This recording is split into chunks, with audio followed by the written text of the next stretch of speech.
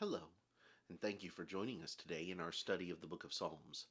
Today we're in Psalm 55, and in Psalm 55 we come to another message of David, and this time it's going to be one that's given in the midst of pain and of hurt, and in many ways in the midst of betrayal.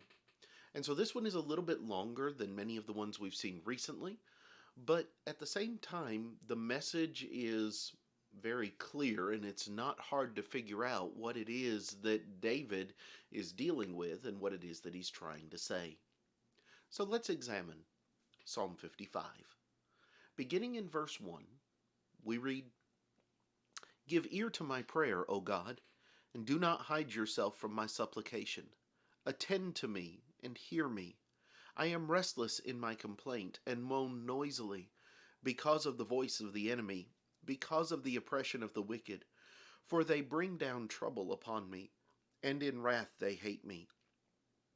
My heart is severely pained within me, and the terrors of death have fallen upon me.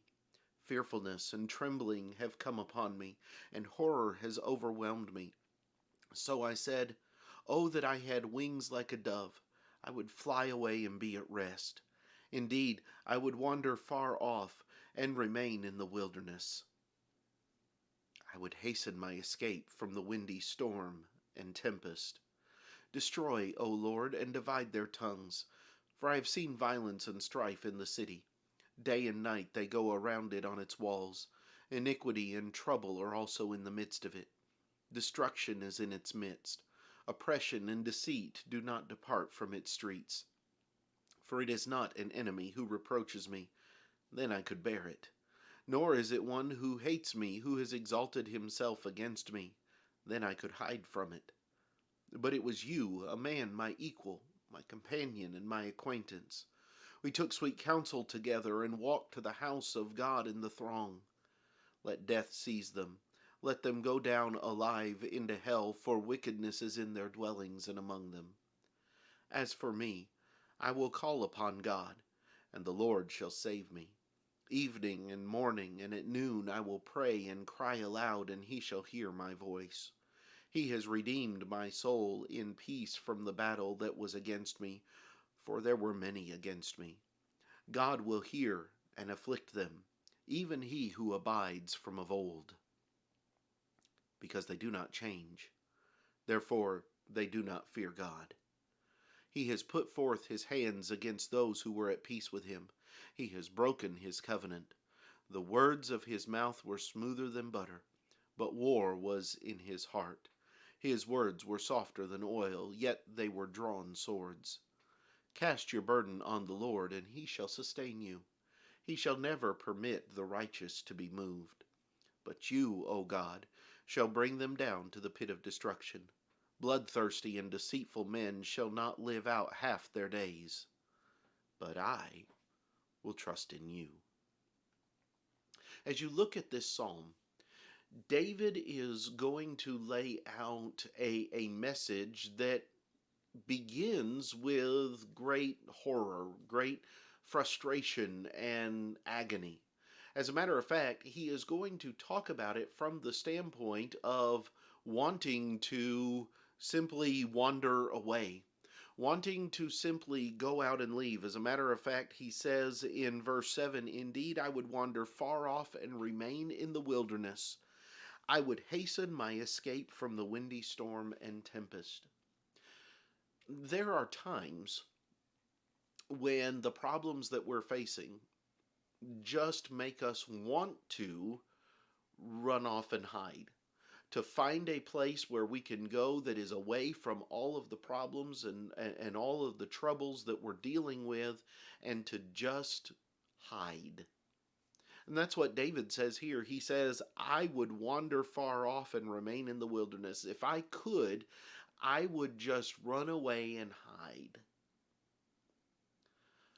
But as much as that is sometimes what we would like to do, that's not going to fix anything. And David here knows that it's not going to fix anything. There are people that's how they try to deal with the problems in their life. They try to just find a quiet place of solitude and hope that everything will leave. But it doesn't work that way. And so you have a situation where David is in the midst of a great turmoil, but the reason for that, as a matter of fact, as you drop down to verse 12, he talks about a little more detail of what it is that he's facing. Because he says, if it were an enemy who reproaches me, then I could bear it. Nor is it one who hates me, who has exalted himself against me, then I could hide from him. But it was you, a man my equal. Now, here we have something that is a little bit different, and it can be confusing if we're not careful, because he has just spent several verses talking about his relationship with God. And yet, here in verse 13, he says, but it was you. He has switched the subject matter, and he's going to do it again later on in the psalm. He's not talking to God anymore, he's talking to his betrayer. He is talking to his friend, the one that he has, if we were putting it in our terms, he's gone to church with this individual for years. He has been one who has constantly been there around him. He has been a counselor, he has been an advisor, he has been a friend, and yet now this man has turned against him. Now he is seeking to root him out of his place and destroy him as a king. David says, if it was an enemy, I could bear it. And David's dealt with enemies for much of his adult life. He says, if it were one who hated me, or one who I'd never had a relationship with, then I could deal with that. But it's not. It's a friend. It's someone that he has gone to the house of God with. It is one that he has spent time working with and worshiping with for years. We don't know exactly the circumstance that David writes this in. And there are many that you could choose from that would fit this description over the course of the latter half of David's reign. But whichever it is, this was somebody whose betrayal pained David to his core. And he's going to switch this back and forth again to the betrayer down in verse 20. He put forth his hands against those who were at peace with him. He has broken his covenant. The words of his mouth were smoother than butter, but war was in his heart. His words were softer than oil, yet they were drawn swords. The effect of this betrayal upon David is immense, and it's painful, and it's one that he wishes he didn't have to confront. And yet, he does.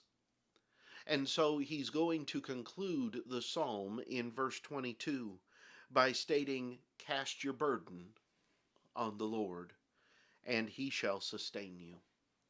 You know, when we're dealing with situations like this, where trust has been betrayed, where an individual has broken the integrity of the relationship that they have,